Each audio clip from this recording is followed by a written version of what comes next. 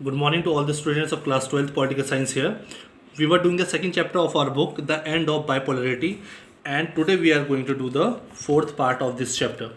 We had already covered three parts, and in three parts, I told you in the first part how the formation of USSR was made. That is, after the Russian Revolution in 1977, there was a formation of USSR, that is Soviet system or the Soviet Union, which followed the ideology of communism. In that, further, I told you what were the ideologies which followed, which were the countries which were merged with Russia to form 15 countries and become as a another superpower as compared to US in the world arena after Second World War. But in the second part, I told you how USSR became powerful and developed after the Second World War. What were the points or what were the important elements which led to its increasing power day by day. But later in the next part, I told you what were the demerits of USSR system, how people were feeling difficult to live in such a society where there was a system of communalism, where they were not given freedom or right to speech or fundamental rights to live. They had no role to play in the organization or in the functioning of the government. They had to follow everything which was decided by the state. All the resources were under state. So slowly and gradually, all the political and economic conditions of the USSR was going poor to worst day by day. Finally, now we are into the topic part 4, that is Gorbachev and disintegration.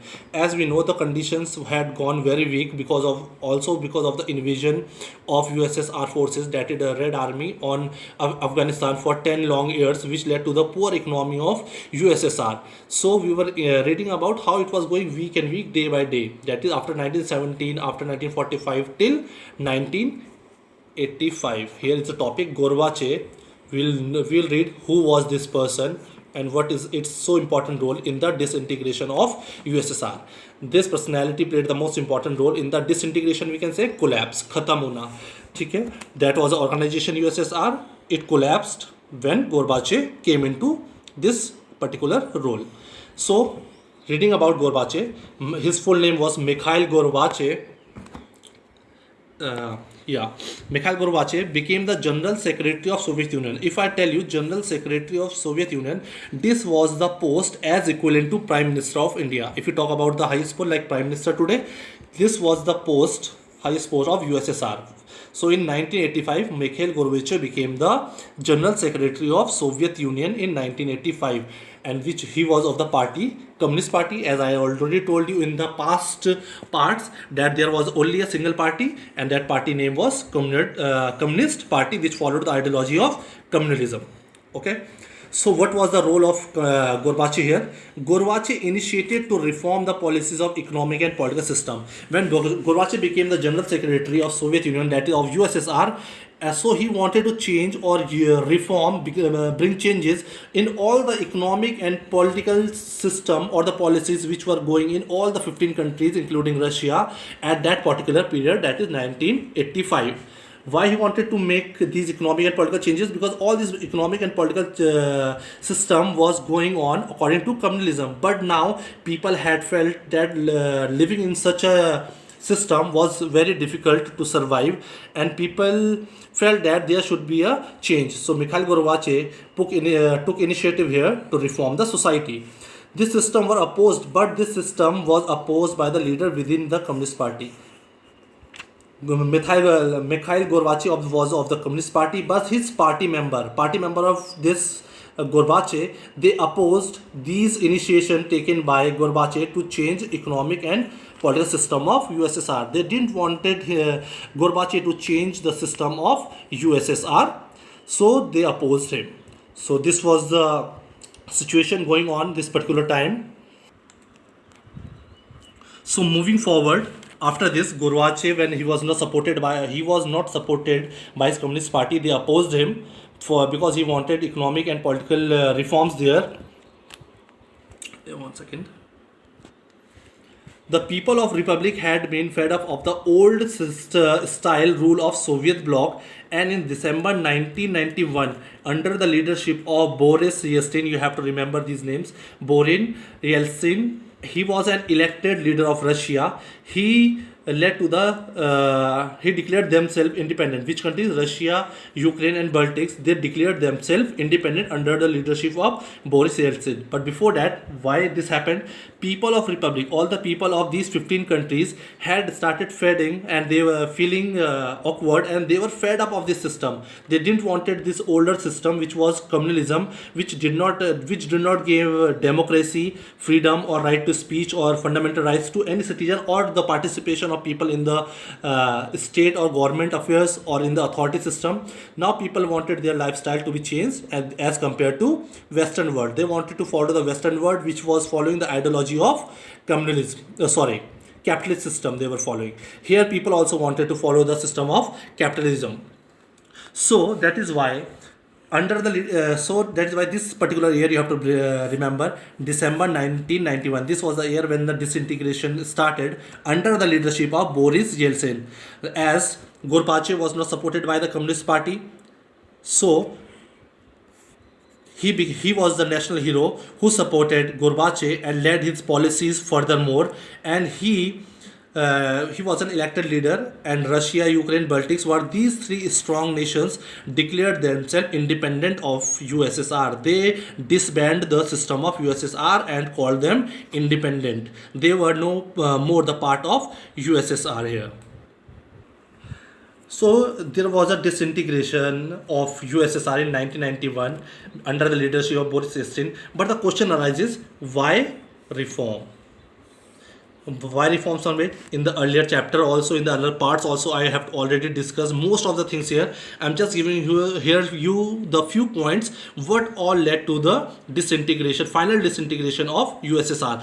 As we read, there were economic problems, political problems, social problems. People and citizens were not satisfied as their aspirations were not fulfilled. They wanted a more democratic country where they could live a lifestyle like the Western world.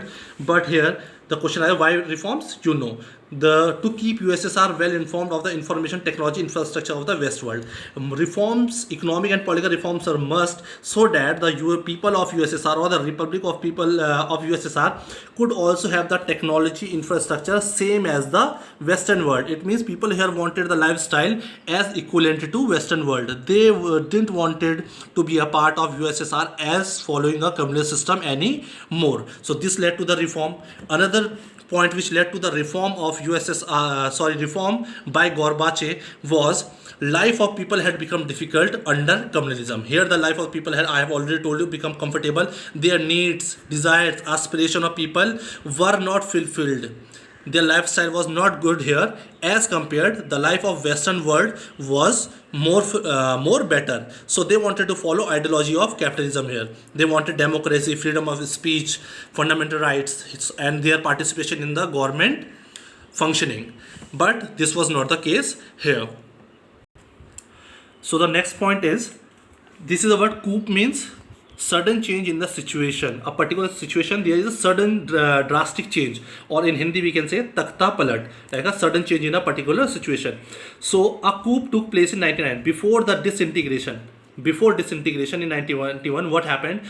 A coup took place in 1991 by Communist Party hardliners. Who were the hardliners? Who followed strongly the ideology of communalism. These were the party members of Gorbachev who followed the ideology of communism strongly, and they were opposing Gorbachev for the economic and the political reforms. So what all the members of Communist Party did, this is also called the August coup, because this event I'm talking about, coup, had taken place in August. So Communist Party, all the members of Communist Party, or those people who were against Gorbachev reforms, declared emergency. They all declared emergency to stop political economic reforms put up by the Gorbachev.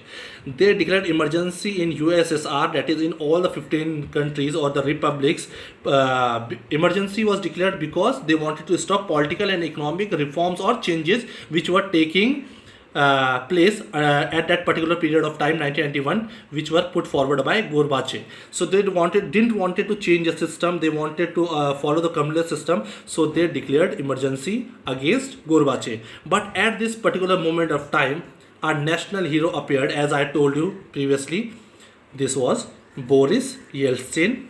He emerged as a national hero, elected leader of Russia. He was the elected leader of Russia, well popular between the people of Republic. All the people supported him. So he was successful in the disintegration of USSR and helped all the republics to be independent and follow the system of capitalism. Democracy was adopted because of this person, Boris Yeltsin. He was a national hero who emerged after this coup of August.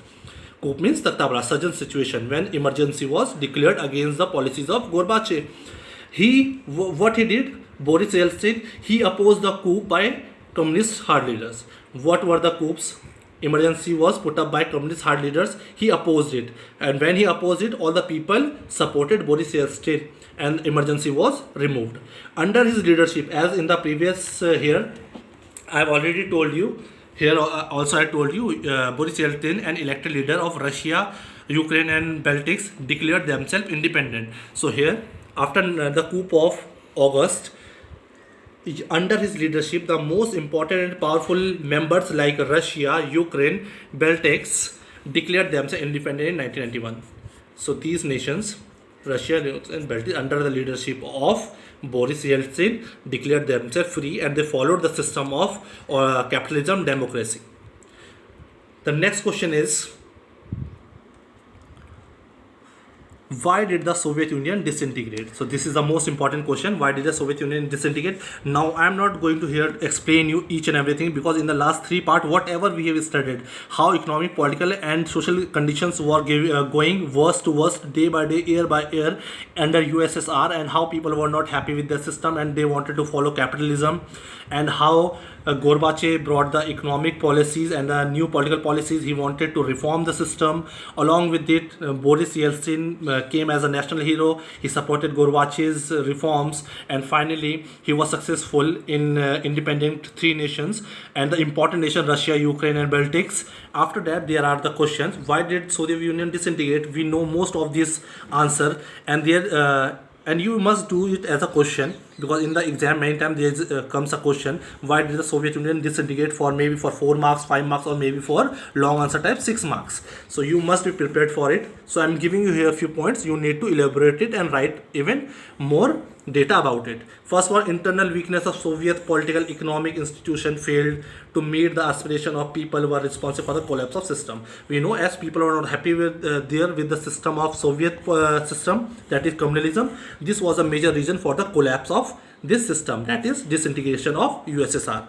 This was internal weakness of political economic institutions. We have already covered this, what were the political economic weaknesses of this system in the previous parts. This was first. Second reason for the disintegration, for the collapse, for the finishing up of the second world superpower, that is USSR, was at the same time ordinary citizen became more knowledgeable about the economic advances, at this period of 1991 around, or after I can say 1985, when Gorbachev came into action as a General Secretary of Soviet Union. People became knowledgeable. People used to migrate from these countries to Western Europe as well, from Eastern Europe to Western Europe, US. So they saw the lifestyle over there of the people and how people were given the opportunities there. So here also people became knowledgeable about the economic advances in Western world. They wanted to follow the policies of Western world here. So third is Gorbachev reform promised to deal with these problems. When Gorbachev became the General Secretary, for the first time, people here tasted the taste of freedom or the democracy. People here felt that yes, we can be democratic country, we can have freedom, we will have the freedom of speech and all the fundamental rights which are having in capitalist countries, that is the West world. So after Gorbachev's reform, but the slow rate of Gorbachev reform, but there the changes which were taking place after the reforms were very slow. Next is shortage of consumer goods due to the prolonged economic stagnation. We know previously we read, when we were reading the merits or the positive points of USSR, how USSR was becoming so powerful after the Second World War. One reason was it was producing all the consumer goods in its own boundaries. It was consuming its all the required goods in the industry and factories. But after it was in the war with Afghanistan for 10 long years, most of the economy was wasted in that war and nuclear arm race. So this led to the due to shortage of consumer good. And this is the here point another. Soviet economy was used much on its nuclear and military development. Soviet Union, what was the economy developed? They had a good economy, but most of the economy they wasted on nuclear and military development. That we read in the last chapter also, arm race and arm control. In to come closer to USA in arm race and arm race, they kept on using its economy on buying different nuclear and military equipments. So they wasted a lot of their economy, because of which their system became weaker and weaker day by day. So the next topic which I am taking here, again the quick revision of what we have studied already. Consequence of disintegration. Now finally USSR was broken, collapsed. In the starting, three countries had already been independent and followed the system of capitalism and democracy. Now after disintegration, what were the condition in USSR and all the 15 countries which were the republics, or what were the circumstances after disintegration? First was end of Cold War. Why end of Cold War? In Cold War we were studying US and USSR were two superpowers. These two superpowers, this was following the ideology of capitalism and this was following the ideology of communism. But this was a war of ideology also, I told you, along with military power, economics as well. But most important rivalry was for ideology. USSR said that communism is the stronger ideology. US said that capitalist ideology is the most important. But here USSR disintegration. People of USSR did not wanted this system to be followed. Here three countries were independent and there was a disintegration of USSR in 1991. As I have already told you.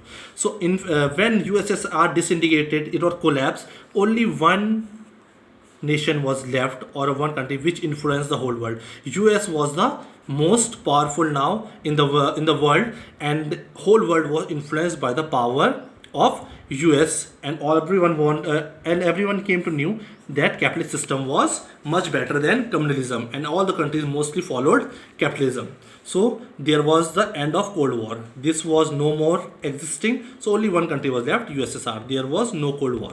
End of Cold War. Next point is the US became the solar superpower. Of course, when this was disintegrated, collapsed, this was left. This was the only superpower in the world arena. Capitalism, I have explained here. Capitalism became the dominant all over the world. All over the world, people knew which ideology was dominant. Capitalism was the dominant ideology which people liked, and people wanted to follow capitalism because here the lifestyle was very good which people wanted to live. Next is end of Soviet bloc, that is end of USSR. Countries were having independent aspirations. Now the countries which came out of USSR, for all the 15 countries, now they were independent and they had aspirations to govern. They had all rights to govern their government according to capitalist system. Next is liberal democracy emerged as the best way to organize political life. Here people also knew the importance of democracy. Like in India also, we are following the policy of democracy. Here citizens get all the rights to participate in the functioning of government and have all the rights to question the government. There is an opposition party. We are having the fundamental rights, right to speech, freedom, everything. People wanted, so this was very particularly famous and emerged as the best way to organize political life. And the last is there was emergence of two particular organizations we will study further in this book. World Bank and International Monetary Fund IMF emerged. These two emerged during after disintegration of USSR. In the further chapters we will be reading about these two organizations. What are their importance? In the next part I shall be taking the other topic. Till then, thank you.